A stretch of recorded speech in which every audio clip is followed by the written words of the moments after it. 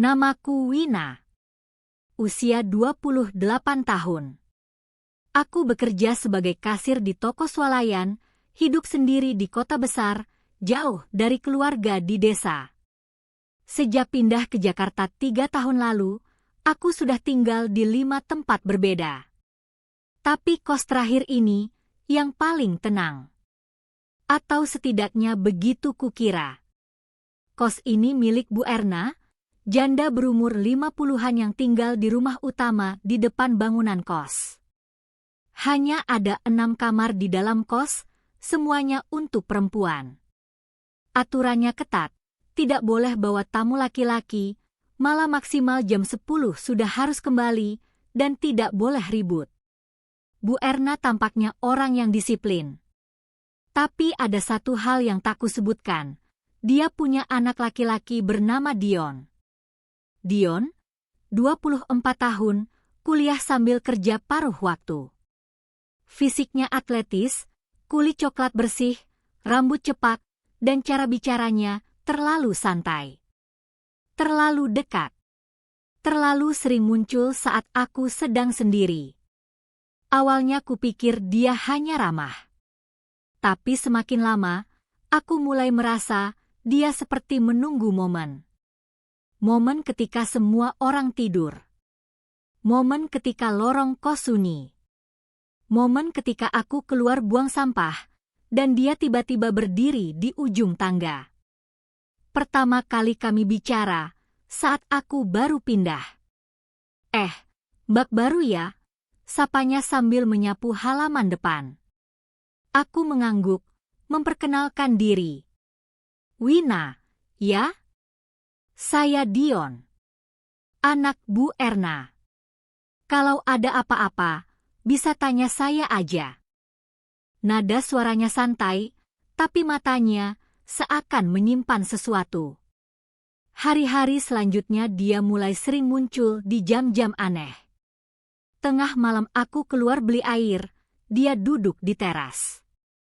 Subuh aku turun ke dapur umum, dia sedang ngopi. Kadang aku berusaha tak peduli. Tapi kadang, aku tak bisa bohong.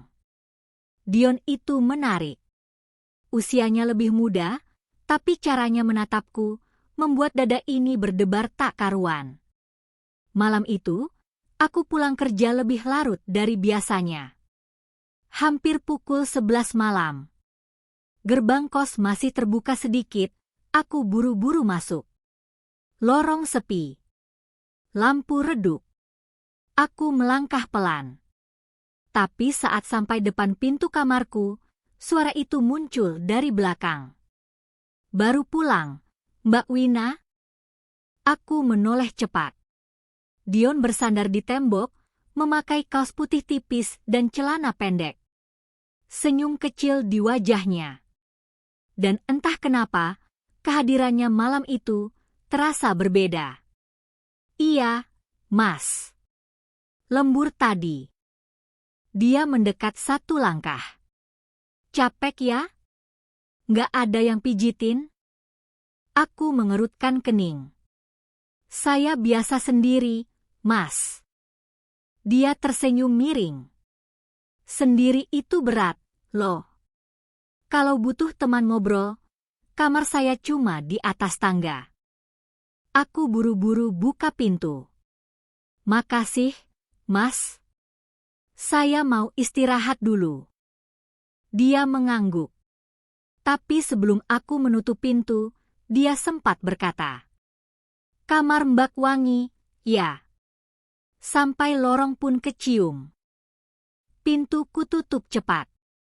Tapi jantungku masih berdebar. Ucapan Dion bukan sekadar basa-basi. Itu godaan. Halus. Tapi jelas. Dan yang lebih membuatku takut adalah kenyataan bahwa aku tidak merasa jijik. Sebaliknya, aku mulai menantikan suara langkahnya di lorong. Senyumnya di malam hari. Sapaan pelannya yang terdengar hanya oleh kami berdua. Padahal aku tahu, jika ini terus berlanjut, akan ada hal yang tak bisa ditarik kembali.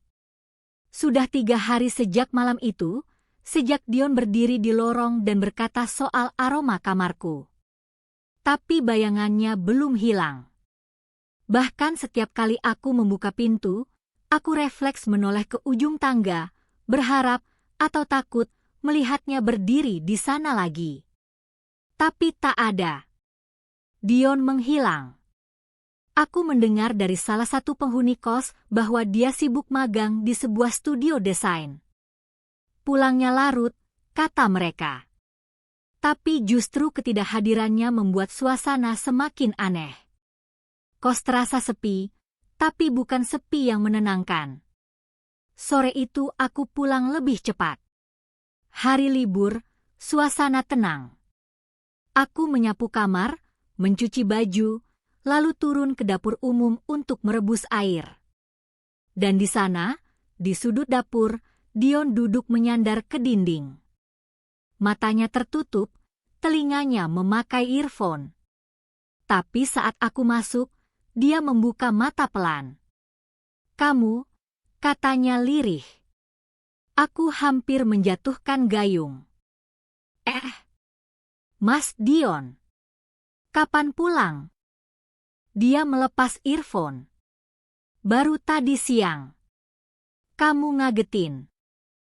Aku nyengir canggung. "Saya kira kosong." Dia berdiri, meregangkan badan. Otot lengannya terlihat jelas di balik kaos. Aku juga kangen suasana kos. Tapi jujur, lebih kangen yang di dalam kosnya. Tatapannya mengarah langsung ke mataku. Aku menunduk cepat, berpura-pura sibuk dengan termos air. "Mbak Wina," katanya sambil mendekat. "Kamu masih sendiri, kan?" Aku menelan ludah. "Iya, Mas." "Kenapa?" Aku memutar tubuh, menatap panci mendidih. "Karena hidup saya belum cukup stabil." Dia tertawa pendek. "Atau karena kamu belum ketemu orang yang bisa bikin kamu ngerasa aman?" Aku tidak menjawab. Tapi jantungku berdetak lebih kencang. Dia mendekat, berdiri di belakangku. Jarak kami hanya beberapa jengkal. Suhu tubuhnya terasa, dan dalam sunyi itu, napas kami seperti saling bersahutan. "Aku nggak niat ganggu, Win," katanya pelan. "Tapi kamu harus tahu, kamu bukan cuma menarik. Kamu bikin penasaran." Aku berbalik cepat. "Mas Dion, saya mohon jangan begini." Dia mengangguk, tapi tak mundur. Aku ngerti. Tapi aku juga nggak mau pura-pura. Kamu bukan perempuan biasa. Dan aku nggak tahu sejak kapan, tapi aku nunggu kamu tiap malam. Aku menahan napas. Lalu dia tersenyum. "Udah nanti air kamu tumpah." Dan begitu saja, dia pergi meninggalkanku sendiri dengan tangan gemetar dan pikiran berantakan. Malam itu, aku mengunci kamar lebih awal. Tapi aku tidak bisa tidur. Mataku terus menatap langit-langit, telingaku peka pada setiap suara dari luar. Lalu, sekitar jam 12:30, suara langkah muncul.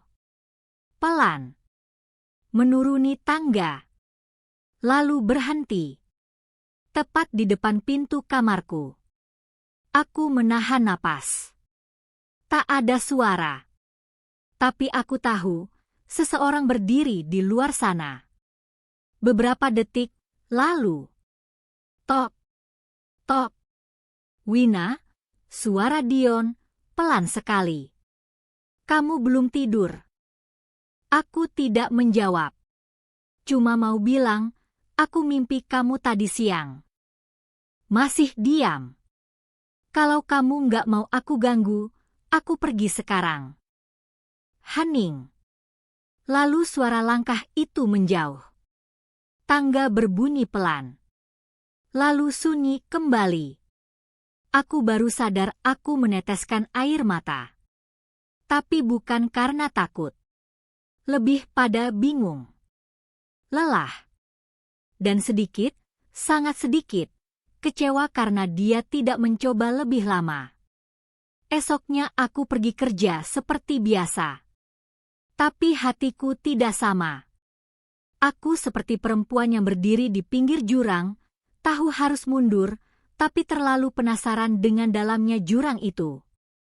Dan aku sadar, kalau Dion datang lagi malam ini, mungkin aku tidak akan sekuat semalam. Dan itu menakutkan. Tapi juga, entah kenapa, menegangkan. Hari-hari berlalu dalam suasana yang semakin tegang. Dion tak lagi muncul sesering dulu.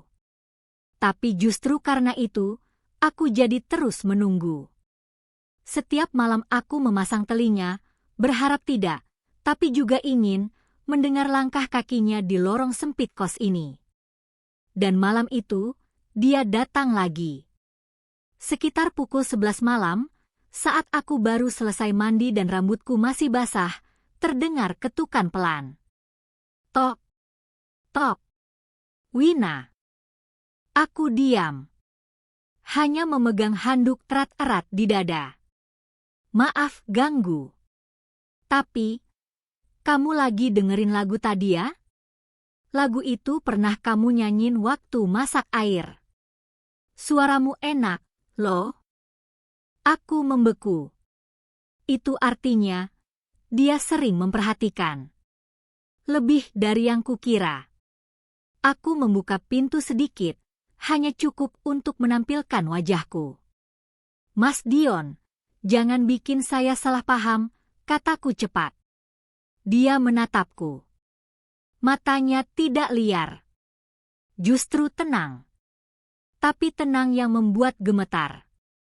Kalau kamu sudah salah paham, berarti aku berhasil, katanya lirih. Karena niatku memang bukan sekadar ramah. Aku menarik napas panjang. Kita beda usia, beda posisi. Saya penyewa, Mas anak pemilik kos. Ini rumit. Dia menyentuh bingkai pintu. Tidak masuk, tapi cukup dekat. Aku nggak peduli posisi. Aku cuma lihat kamu sebagai perempuan yang bikin malam-malamku terasa hidup. Aku menatap matanya. Mas Dion, jangan main-main. Dia tersenyum tipis. Aku justru paling serius sekarang. Dan tiba-tiba, dia menyentuh ujung rambutku yang masih basah. Ringan. Tapi cukup membuat jantungku berlari. Kamu habis mandi ya? Aroma sabunmu, familiar. Lembut banget. Aku mundur cepat. Mas, saya mohon. Jangan lanjut. Dia tak memaksa. Maaf. Aku pergi. Dan dia pun benar-benar pergi. Tapi malam itu aku tidak bisa tidur. Jari-jarinya, meski hanya menyentuh ujung rambut, terasa seperti membakar kulit. Dan dalam tidurku, aku bermimpi. Mimpi aneh.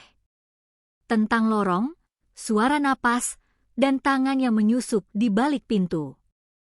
Keesokan harinya aku mencoba kembali normal. Berangkat kerja lebih pagi, pulang lebih malam. Tapi Dion seperti tahu celahnya. Malam berikutnya, dia duduk di tangga saat aku hendak naik. Mau naik? Tanyanya. Aku temenin sampai kamar. Aku mengangguk kaku. Kami berjalan beriringan di lorong sempit. Lampu redup membuat bayangan tubuh kami seakan menyatu di dinding. Sampai di depan kamarku, aku hendak membuka kunci, tapi tangannya menyentuh tanganku. Aku terdiam. Dia tidak menariknya. Wina, bisiknya. Kalau aku salah, kamu tinggal dorong aku. Tapi kalau kamu diam, aku akan anggap itu izin.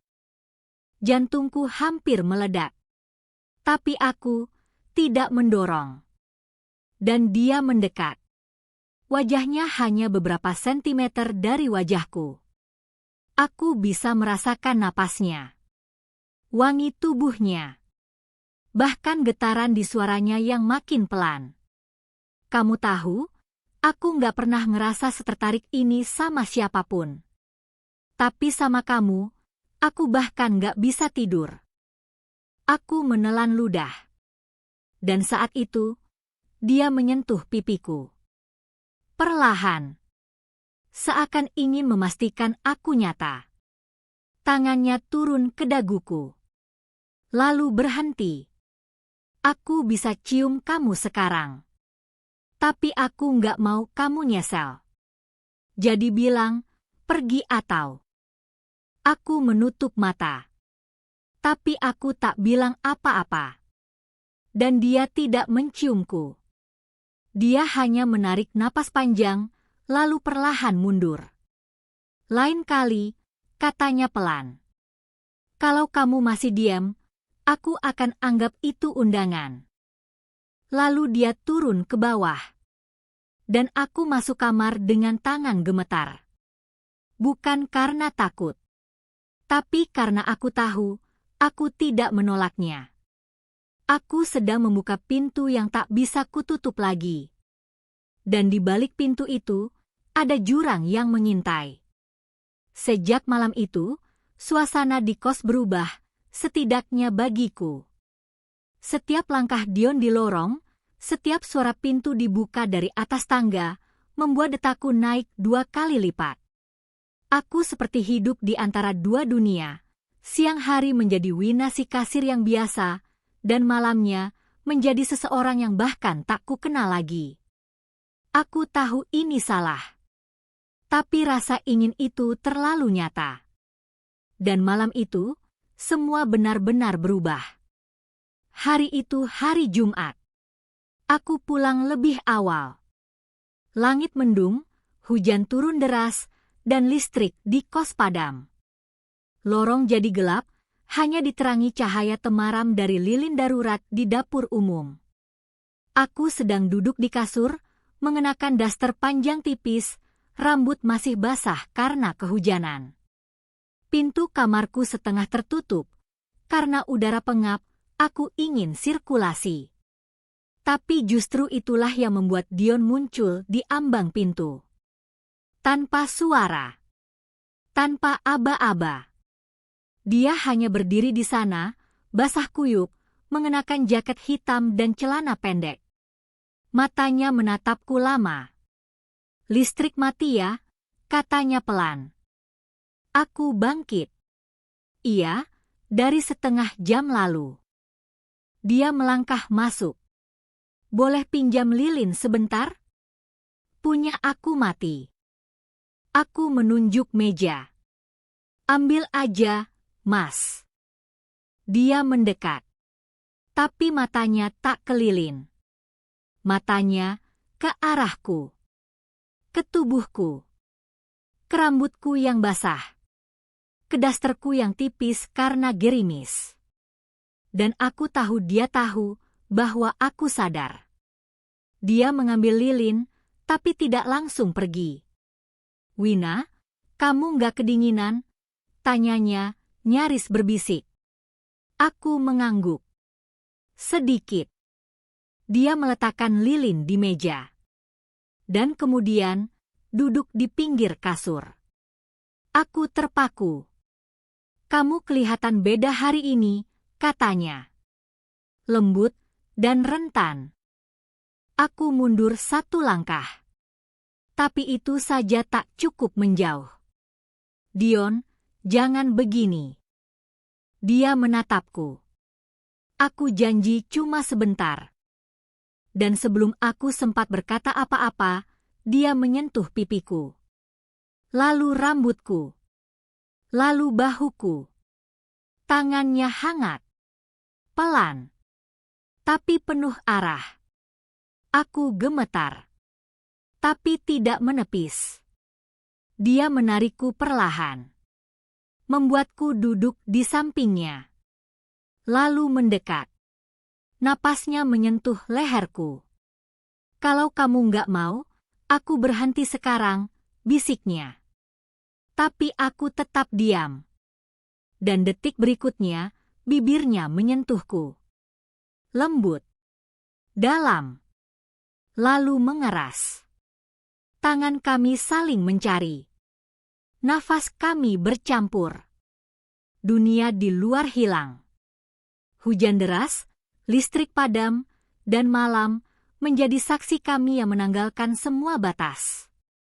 Aku tak tahu kapan dasterku melorot. Aku tak tahu kapan tangannya mulai menjelajahi setiap inci tubuhku. Aku tak ingat kapan tepatnya aku berhenti melawan. Yang kuingat hanya satu, aku ingin. Dan aku tidak menolak. Untuk pertama kalinya setelah bertahun-tahun, tubuhku disentuh dengan cara yang membuatku merasa hidup. Bukan sekadar wanita, tapi seseorang yang dirindukan. Dan malam itu, aku bukan lagi Wina yang biasa. Aku menjadi perempuan yang membuka pintunya, dan tak lagi bisa menutupnya. Setelah Dion pergi, aku tetap terdiam di kasur. Tubuhku masih hangat, tapi dadaku dingin. Perasaan bersalah mulai datang seperti gelombang. Apa yang barusan terjadi? Kenapa aku tak mencegah? Atau, kenapa aku justru berharap dia datang lebih cepat? Aku menangis pelan. Bukan karena menyesal, tapi karena takut. Takut apa yang akan datang setelah ini. Takut jika malam ini bukan akhir, tapi awal dari semuanya. Dan jauh dalam hati, aku tahu, kami baru saja melewati garis yang tak bisa dihapus. Aku sudah milik Dion. Atau setidaknya, malam itu, aku memberinya seluruh diriku. Setelah malam itu, semuanya berubah. Tapi anehnya, tidak ada yang berubah di luar. Aku masih Wina yang berangkat kerja jam 9 pagi dan pulang sore hari. Dion masih sesekali terlihat di lorong, menyapa dengan senyum kecilnya. Bu Erna masih menjemur baju di depan, masih menyuruh kami ikut kerja bakti tiap minggu. Tapi di dalam hatiku, segalanya jungkir balik. Aku menjadi seseorang yang selalu cemas. Cemas melihat pintu kamar terbuka sedikit. Cemas saat mendengar suara langkah naik tangga. Cemas saat melihat penghuni lain memandangku lebih dari 3 detik. Aku takut mereka tahu. Aku takut tubuhku memancarkan sesuatu yang tak bisa disembunyikan. Bekas pelukan Dion, sisa napasnya di leherku, aroma tubuhnya di bantal kamarku. Dion tak langsung muncul malam berikutnya. Tapi 2 hari kemudian, dia kembali berdiri di depan pintuku. Tanpa suara. Hanya mengetuk 1 kali, lalu diam. Dan seperti sebelumnya, aku membukakan pintu. Tak ada kata. Tak ada basa-basi. Dia masuk, kami duduk di kasur, lalu tubuh kami kembali menyatu. Kali ini lebih tenang. Lebih pelan. Tapi justru karena itu, lebih dalam. Usai itu, dia menyender di bahuku, dan untuk pertama kalinya kami berbicara seperti 2 orang yang benar-benar tersesat. Aku nggak ngerti kenapa bisa kayak gini, katanya. Aku menatap langit-langit. Aku juga. Kamu nyesel. Aku tak menjawab. Dia menggenggam tanganku. Aku nggak akan paksa kamu. Tapi aku nggak bisa berhenti. Dan malam itu, aku tahu, ini bukan sekadar fisik. Ini ketergantungan. Tapi dunia luar tak pernah diam. Suatu sore, saat aku sedang menyapu halaman kecil depan kos, salah satu penghuni kamar lain, Dinda, menghampiri. Mbak Wina, katanya sambil menyipitkan mata. Semalam aku lihat bayangan orang masuk kamarmu. Darahku langsung dingin. Bayangan? Siapa? Aku pura-pura bingung. Dia mengangkat bahu. Nggak tahu. Tapi kayaknya tinggi, laki-laki. Kamu ada tamu? Aku cepat-cepat tertawa. Mana mungkin. Kos ini kan dilarang bawa tamu laki-laki. Dinda tersenyum miring. Iya, makanya aku heran. Tapi ya udah sih, aku nggak akan bilang ke Bu Erna. Cuma, hati-hati aja. Orang bisa ngomong macam-macam. Aku mengangguk. Tapi jantungku berdentam. Malamnya, aku tidak membuka pintu meskipun Dion mengetuk 3 kali. Aku hanya diam di balik pintu, menggigit ujung bantal, menahan tangis. Aku mulai sadar, ini bukan sekadar hubungan rahasia. Ini bom waktu. Dan kalau meledak, bukan hanya aku yang hancur. Dion juga. Ibunya. Reputasi semua orang. Tapi kenapa aku tetap berharap dia datang lagi? Kenapa tubuhku menunggu suara langkah itu? Hari-hari berikutnya, aku mencoba menjaga jarak. Menolak pesan Dion. Menghindar saat bertemu. Tapi semua itu hanya membuatku lelah. Karena setiap malam, suara-suara itu datang di kepala. Ingatan tentang sentuhan, tentang tatapan, dan tentang rasa hangat yang tak bisa kudapatkan dari siapapun sebelumnya. Dan ketika malam ketiga Dion tidak muncul, aku justru menangis sendiri di dalam kamar. Bukan karena kehilangan, tapi karena sadar, aku tak bisa lagi lepas. Dan itu lebih menakutkan dari apapun. Aku tidak tahu bagaimana caranya keluar dari semua ini. Setiap malam aku mencoba menahan diri, tapi keesokan harinya aku justru menunggu Dion seperti seorang budak perasaan. Tubuhku menolak, pikiranku melarang, tapi hatiku terlalu lemah. Terlalu dalam. Dan pada akhirnya, tubuh ini kembali kalah. Malam itu, untuk pertama kalinya Dion mengirim pesan yang berbeda. Aku nggak tahan, Win.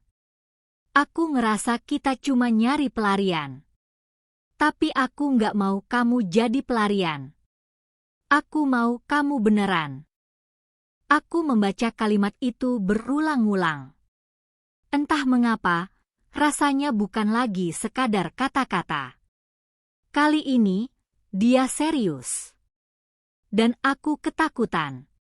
Serius berarti konsekuensi.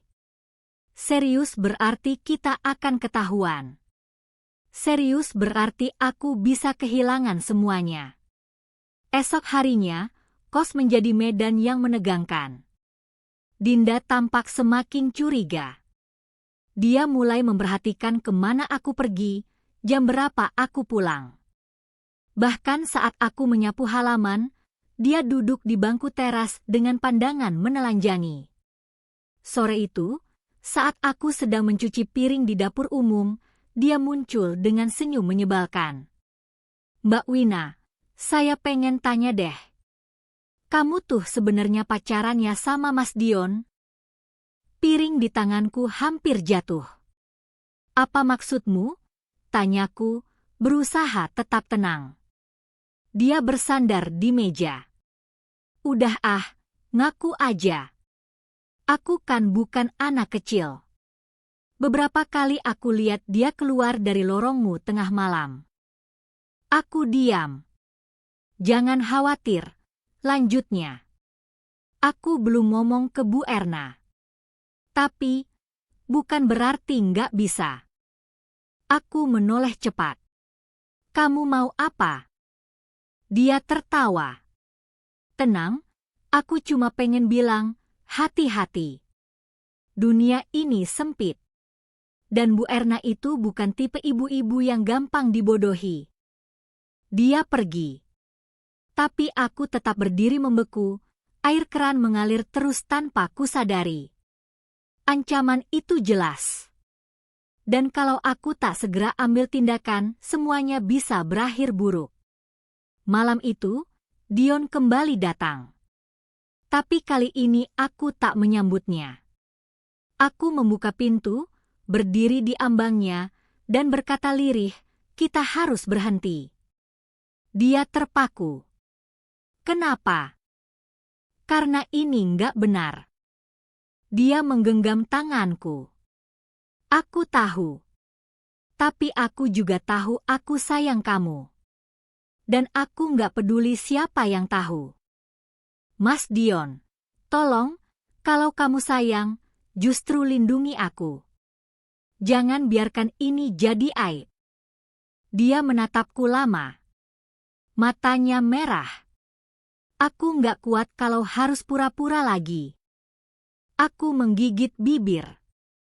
Lalu kuat nggak kalau semua tahu dan aku diusir dari sini? Kamu mau aku pulang ke desa? Kehilangan kerja? Nama baik? Dia tak menjawab. Mas, kita harus berhenti. Sekarang. Tangannya terlepas. Dia mengangguk pelan. Baik. Tapi aku tetap cinta kamu. Dan dia pergi, untuk pertama kalinya, tanpa menyentuhku.